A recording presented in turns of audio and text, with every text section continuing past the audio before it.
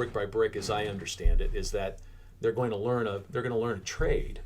We are the only ones that do what we do in North America, for the most part, and we've made a pretty good business out of that. And there's processes and formats that need to be followed in order to make this a profitable business, and that's what these potential employees are going to learn. So that's peg one, correct? That's it is. So, let's talk a little bit about that. I mean, Paverart, what are we coming up on? 20 years. We're going into our 20th year. That's correct. And we're, by definition, we are a small business in every sense of the word. We're less than 10 employees. But we've been here 20 years, so we're not going anywhere. So we've checked off the box that we are sustainable. Now, varying degree of success is measured in a million different ways for a business in terms of profitability, growth. But let's just say, since we've been here, we're not a startup. We've been here 20 years. We're going on. And we're manufacturing. So we got a double whammy here. We're manufacturing and small. Yeah, wow. In a highly niche business. So we are a highly specialized business. By definition, in my mind, we might need to take unskilled labor, and I hate that term, I really do. We've got to turn them into highly skilled, highly proficient. We're using CNC technology, computer numeric control, computers that turn machines and create art.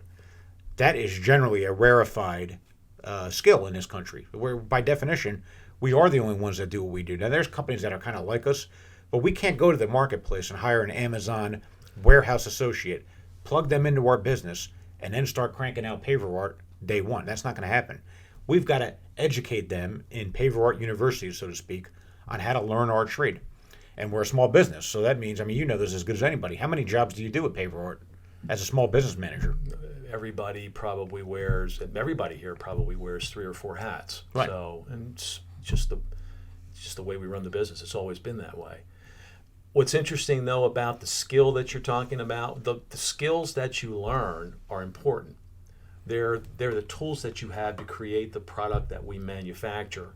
But there's also the artistic side, and that's the beauty of the business.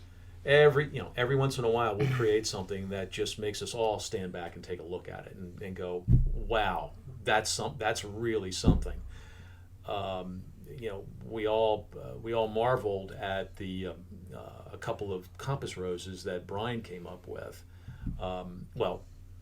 The beauty of Brian is that Brian can put that on paper, he can put that on the computer, he can build the cut files, he can go out, cut them, run the machine, fix the machine, assemble the product, package it to ship it, and set up the pickup for it to get trucked to the company or contractor or client that's getting it.